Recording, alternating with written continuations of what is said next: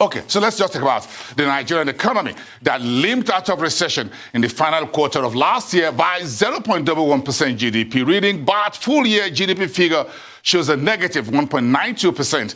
And that's showing that Africa's largest economy is yet at the intensive care unit, or ICU, of the economic hospital. Let's get my panel of two experts to discuss these backward-looking GDP numbers and harvest their thoughts on how to grow the Nigerian economy beyond the ritualistic GDP numbers. Joining me first is Dr. Franklin Ngwu, Director in charge of the Sustainability Center at the Lagos Business School. He's here with me in our Lagos studios. Good evening, Professor. Good to see you. Good evening, Boston, and thank you for having me. I'm sure you will have some milk in your tea, so maybe we'll start with this cow story imported from the United States to Ekiti State to give us 10,000 liters of milk while we fight and cut our throats over our own cows in Nigeria. Of course, it's a positive news, but what it means that is also challenging us Nigerians. To say we have to get all the cows all the way from America to come into Ekiti to start producing 10,000 liters of milk. But what it means is also that it's telling us to go back to the drawing board and see what can we do. While our cows are mainly causing problems, we are getting cows from America. So what it means that with proper rethinking and strategy, we should be able to get and do something a lot better than what we are doing at the moment. Yes, it means that this is the whole herdsman, whatever, cows, cattle thing, is a business conversation. It's all about money. It is really, of course, a very good business conversation.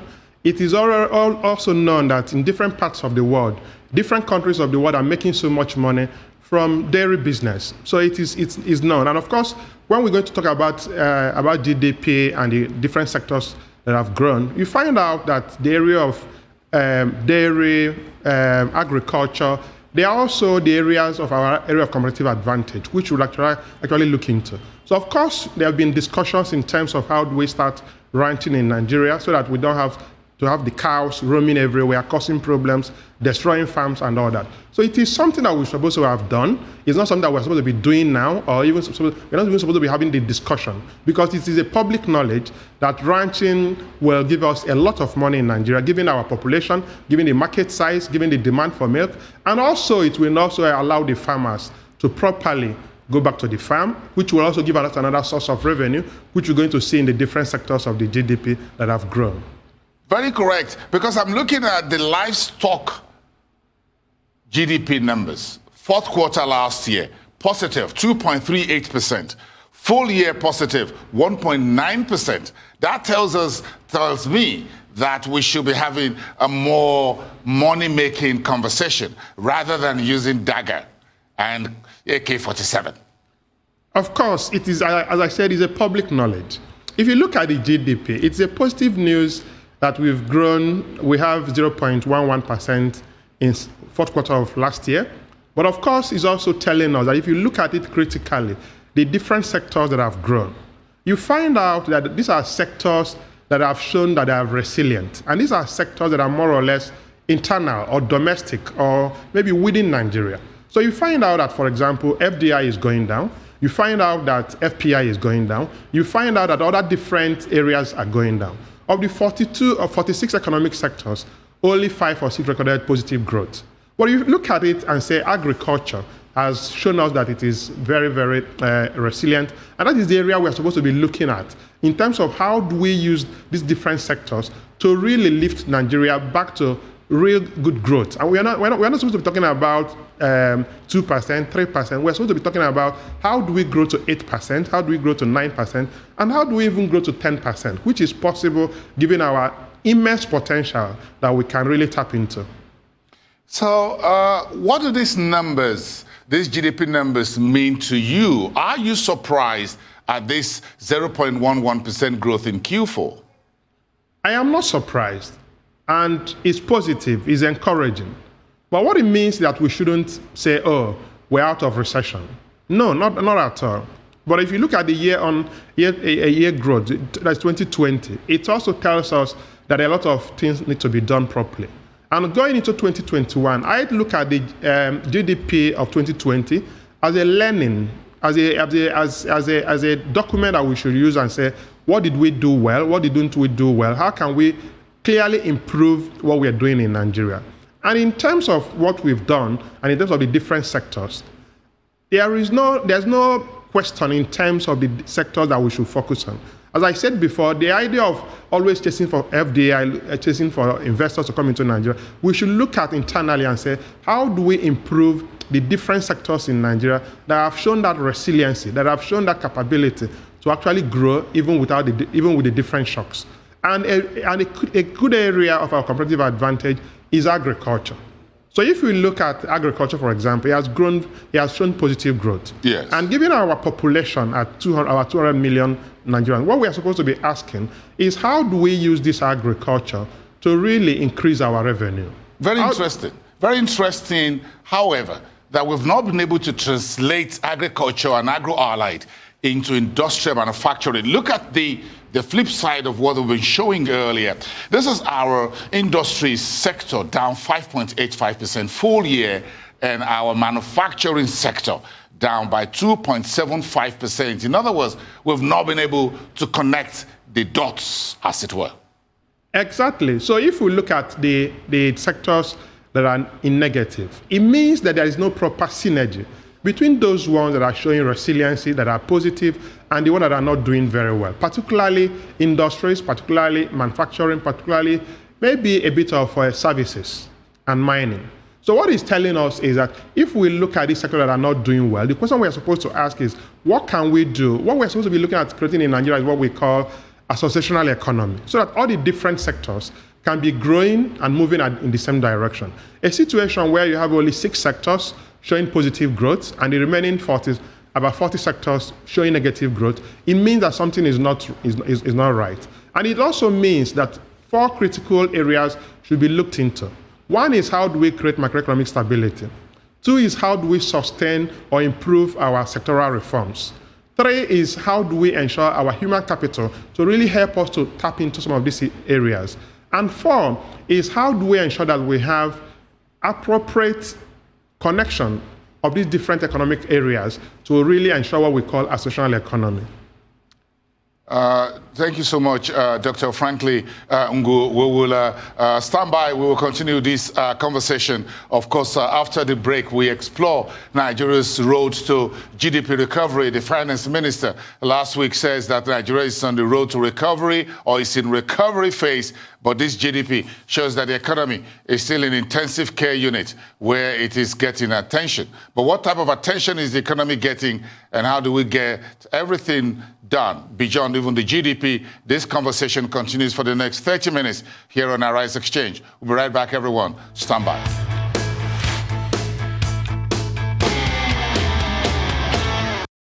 You're welcome back to the show. The discuss that looks to unpack Nigeria's latest GDP figures as released today by the Statistics Office. My guest, Dr. Franklin Ngwu of the Lagos Business School, here with me in our Lagos studios. Let's continue with you very quickly, Professor, in terms of these GDP numbers. We talked a bit about some few sectors earlier, but again, this was the year of the pandemic. How did we achieve that 0.11% in the fourth quarter, really?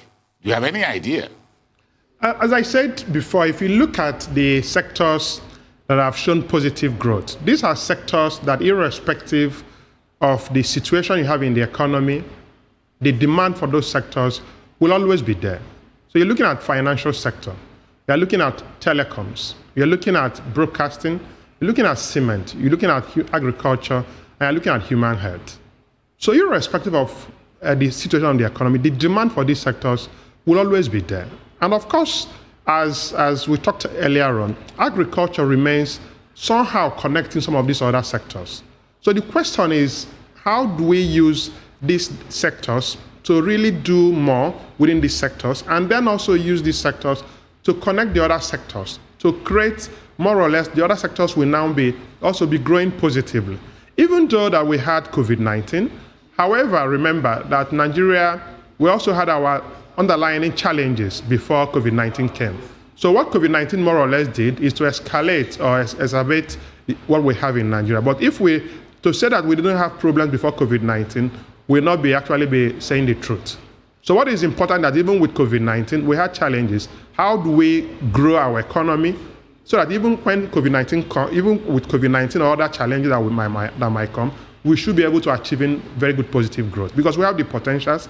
I can also look at agriculture and explain clearly how we can achieve close to 18 trillion naira every year from agriculture. And that is what other countries have done, and we can do it easily in Nigeria. Interestingly, cows are coming from America now, so that means that we can also think of how we can use our own products and other crops to achieve what we want to achieve. Now, how should these GDP numbers be understood by the man on the street, Dr. Ngwu? Exactly. So when you say that GDP has grown by 0.11%, when you say that we are now we are almost getting out of recession because of this good news, what the man on the street wants to know is how many jobs have been created. So in terms of unemployment, is it reducing? They want to see the price of food to come down, not when the food prices, the inflation is still going up. They want to see that the level of poverty has gone down. So they want to see some of these visible signs to show that the economy is now growing positively. But when the figures are very important, but the man on the street really wants to see that he has more disposable income. He wants to see that he can actually buy tubers of yam with less than with about 500 naira. He wants to see that he can send his kids to school without too much stress, without borrowing so much money. So these are ways and signs that the man on the street will know that GDP is growing well. The farmers want to know that they can go back to the farms without being killed, without being attacked. That is when they know that the GDP is growing well. They want to know that when they produce the yams or when they produce the goods, that they will be able to sell it and get reasonable revenue from what they've sold. So these are clear signs through which people, man on the street, can actually know that the GDP is growing very well. With this kind of a soft landing in Q4, even though the GDP went down by 2% overall for 2020, is there anything from the fiscal or the monetary side that you think contributed to that soft landing in fourth quarter? Of course, the central bank has been very, very strong, pushy to ensure that the economy does not, this recession, that we exit this recession quickly. First of all is there interventions in different sectors of the economy. So it's more or less like what other countries are doing in terms of what we can call something like quantitative easing, intervening in different sectors, in agriculture, in health, in this and that. And of course, as well, the federal government, from the fiscal side, has also been trying in terms of the economic sustainability plan. So when you combine all this, and also the interventions from the private sector in terms of COVID, in terms of other interventions, so when you bring all this together, what it means is that aggregate demand has somehow peaked in some of these sectors. It has somehow ensured that when the demand is increasing in some of these sectors, of course, we should record positive growth in some of these sectors. But what is important, as I keep emphasizing, is that this good news, quasi-good news, should serve us as a learning opportunity and a kind of stimulate us to really look properly in terms of how can we quickly grow this economy. We're getting into that part of the conversation, Dr. Franklin Ngwu. Just a second, let me bring in Paul Alaje, senior economist at SPM Professionals in Abuja Studios. Thank you very much, Paul, for coming through into the conversation. Thank you so very much for having me. Thank you, Paul. I'm sure you just listened to the last point Professor Ngwu was making about the central bank, the whole whatever. So did you think that this fire brigade work by everyone, by the fiscal authorities and the monetary authorities, fetch touched that 0.1% in the final quarter of last year? Well, first of all, I must say that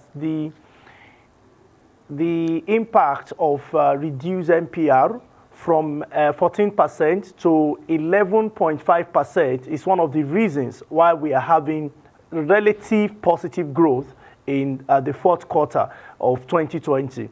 So a lot of decisions have been taken, which of course includes intervention in household, intervention in businesses, education, and so many others that are still even going on right now. So I strongly believe that the impact of central bank, impact of different organizations, particularly COVID, is responsible for this relative positive growth, as it were, in fourth quarter of 2020. Was this GDP figure, Paul, what you were expecting? The truth is, I wasn't expecting these GDP figures. I was expecting the opposite of this. I was expecting minus 0.5%. But we are studying the figure very importantly, and perhaps some of the things we projected are still documented close to minus 2.5 year performance because of the major impact we have in Q2, minus 6.1%. So that is a major figure that has made the entire average in the year to remain in negative growth. So I've seen this figure, but we accept it, 0.11%, even though what we projected was minus 0.5%. Gentlemen, we will have a whole lot more to discuss after the break. The most important point was that Nigerians says they can't eat GDP. So who eats GDP, by the way? So what would Nigerians want to eat? That's the real conversation here. So just give me 1 second, or just a few seconds, Paul, about this GDP. Nigerians are happy, but of course, this is inflation at their doorstep, food inflation at 20%. They rather hold inflation at 20% than romance 1.9% GDP decline in the full year 2020. Paul. Yes, I mentioned earlier that NPR has reduced from 14% to 11.5%. Monetary Policy Committee was very clear as to why they took that decision.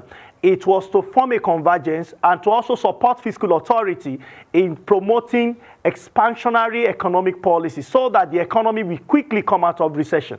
The impact of, the result for that decision is what we are seeing this moment today. And you could see that it was sustained even in the last Monetary Policy Committee meeting, which means the major influence, we have a major influence coming from Monetary Policy Committee this moment today.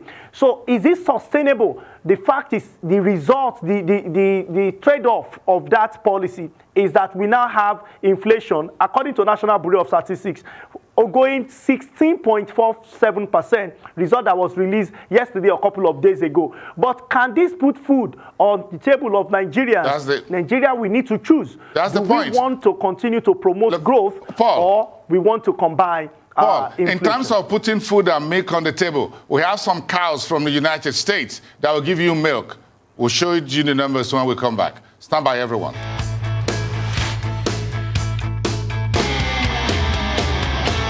Welcome back to the program. Nigeria's economic growth beyond GDP numbers as Nigerians are gasping for breath from choking inflation, falling value of the naira, high unemployment, rapidly spreading insecurity, and falling consumer spending, among other Malay. Let's talk about the future of Nigeria's economy beyond the GDP, or how to make the GDP count for the people.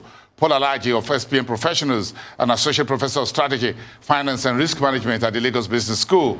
Dr. Franklin Ngwu, both of you, thank you so very much for being with us in Lagos and in Abuja. Let me start with you very quickly, Professor Ngwu. Now that we have this on the table, how can we make economic development happen beyond the GDP? How to make it happen, and when should we make it happen? Asking when we should make it happen, it should be yesterday. That means it's not something that we're supposed to be discussing, given our potentials. We are supposed to have achieved more growth, more development, more inclusive society than what we have at the moment. So given the GDP that we have now, what we are supposed to do is to say, and also the challenge that we're having in Nigeria, level of insecurity, level of unemployment, poverty, and all the different challenges that we have. What we are supposed to say is what can we do quickly? So really, one is how do we increase government revenue? How do we create a more peaceful society? How do we create more inclusive economy, and all that. And as I said earlier on, what we are supposed to do is to, first of all, if I talk about revenue generation, is how do we create more revenue, how do we increase revenue of the federal government? And let's look at agriculture, for example. Given that it has grown and it has shown positive growth with all these challenges, it means that it's an area of comparative advantage. And we are not doing it. And that is the reason why our forests have been turned into forests of terrorism, of kidnapping, of killing, instead of farms and forests of revenue generation. So what can we do, for example? So in the Nigerian Economic Sustainability Plan, we have about 600 something billion for agriculture. So take out only 200 something billion and say, let us ensure that every state in Nigeria should plant at least 20 million economic trees. That 20 million economic trees will give every state in Nigeria 500 billion every single year. Because one economic tree is proven will give you 25,000 naira revenue every year, one economic tree. So if you have 20 million, we are looking at our 500 billion every year. And when you do it for the 36 states, we are looking at 18 trillion.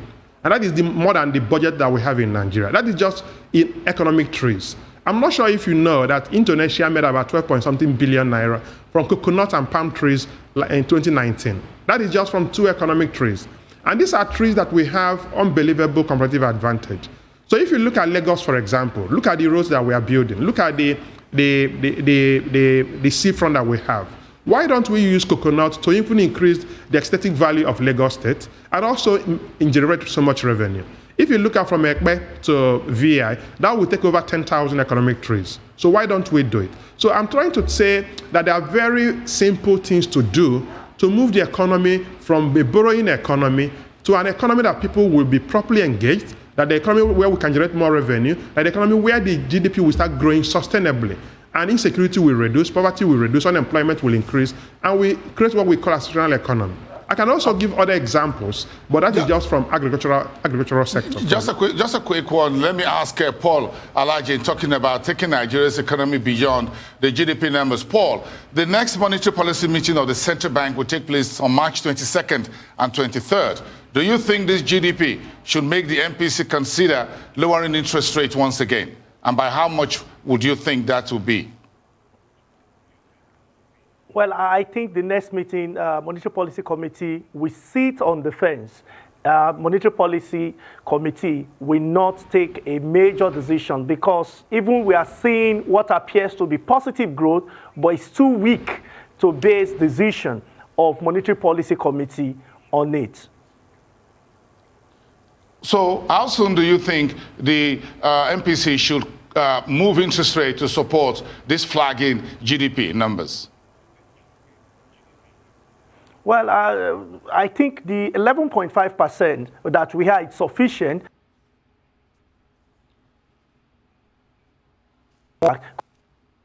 Authority. With this, what we are going to experience in the coming period is GDP figures will start going up, perhaps to above 1%. When it goes higher than 1%, we can now say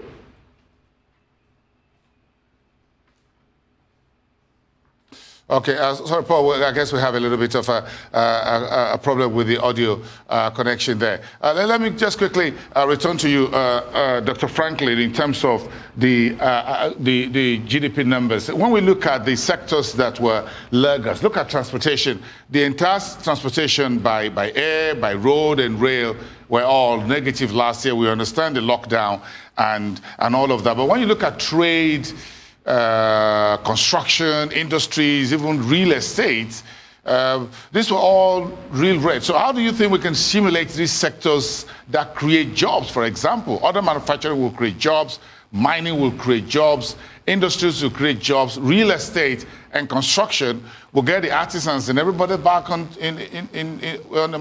enjoy employment.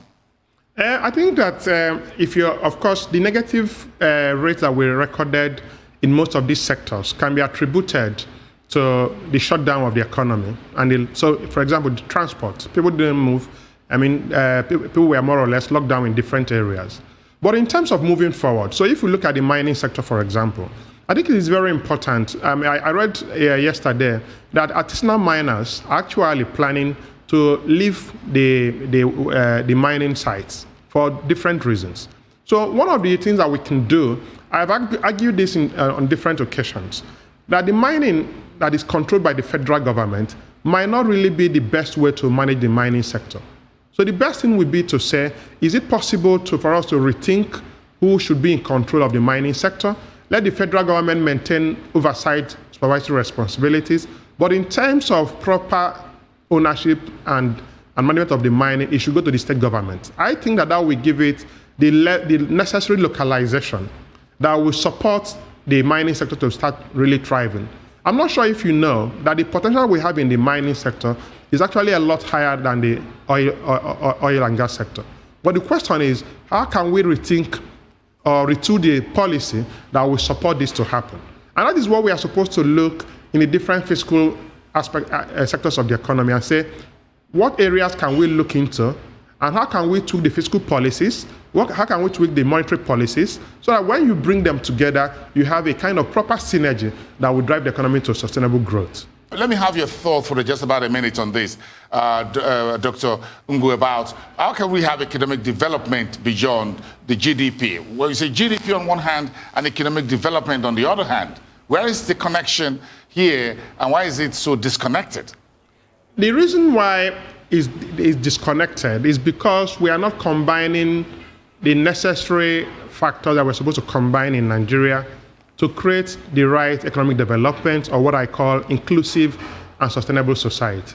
So most of the time, we look at economics without really understanding that for economics to work very well, you need to understand the sociology of the environment, so the peculiarities of that environment. We also need to understand there needs to be a combination of what I call economics, law, and sociology, and other disciplines. So when you're able to do this, you should be able to create economic development that is real, that is not just on figures and all that. I'll give typical examples. As I said earlier, the layman on the streets, what they want to see is jobs, what they want to see is reducing insecurity, what they want to see is poverty reduction, what they want to see is more disposable income. So how do we do that? How we do that is to look at that each policy of the government is looked at beyond economics, is looked at beyond politics, is looked from a kind of hybrid or holistic assessment of how this will have impact on the society.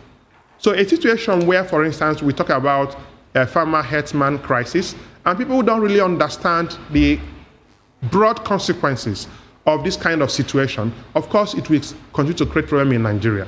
A situation where certain policies is clear, or appointments is clear that it is not really very inclusive. It affects the economy. A situation where you have policy that is driven by winner takes it all. It is not really good for the economy. So all these factors go into the economic outcome of a country. So it's not just about economy, it's not just about GDP, it's about looking at it in totality and say, for instance, if you look at the public sector, for example, how do the states relate with the federal government? How do the federal government control the power that they have? And how do this power trickle down to the states in terms of impact on states and local government? So is Nigeria, the governance structure that we have in Nigeria, is it the right governance structure that will really create the economic development for the country? So these are questions that we are supposed to address to really create that inclusive, sustainable economic development in the country beyond GDP. Beyond GDP, economy development beyond GDP. Paul Alaje, let me bring this to you. We apologize for a little bit of a technical hitch there over there in Abuja studios this evening. Give me your thoughts on what you call developing an economy, when you say you have a developed economy, but every country has GDP, by the way. So what makes the difference? Two major differences when you compare growth and development. The first is change, and the second are called drivers. When you look at the report by National Bureau of Statistics today, almost all, 90% of development drivers all came out red, which means they all came out negative. The only one among development drivers that came out positive was communication and broadcasting. When you look at construction, you cannot have visible development without construction. It came out red.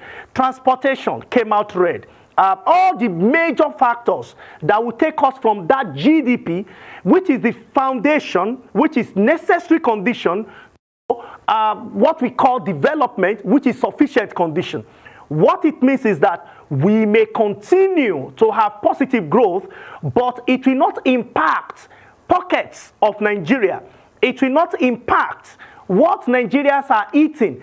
And they may not be able to afford 3 square meals a day, and so on and so forth. But what are the changes that we need to see? Number one is coming out of the current insecurity, having improved perception when it comes to corruption index, and also going to a much better position when it comes to ease of doing business.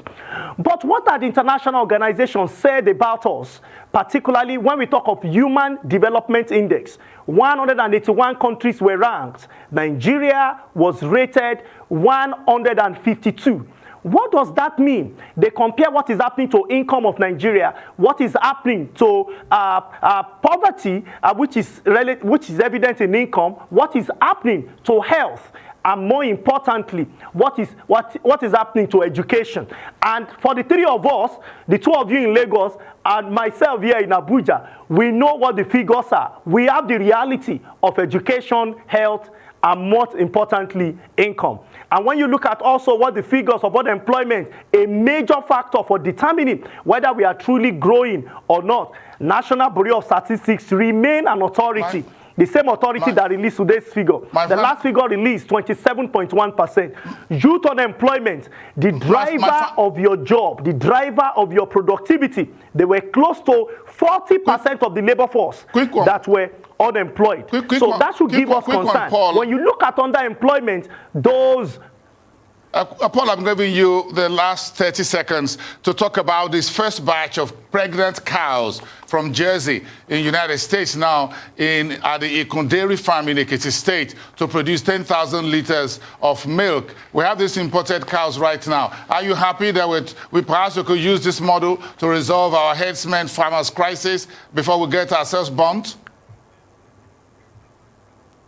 Well, it will solve some supply gap challenge that we may have in the industry.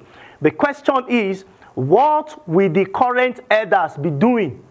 I've always said that when they don't have something doing, if we don't go the long way of teaching...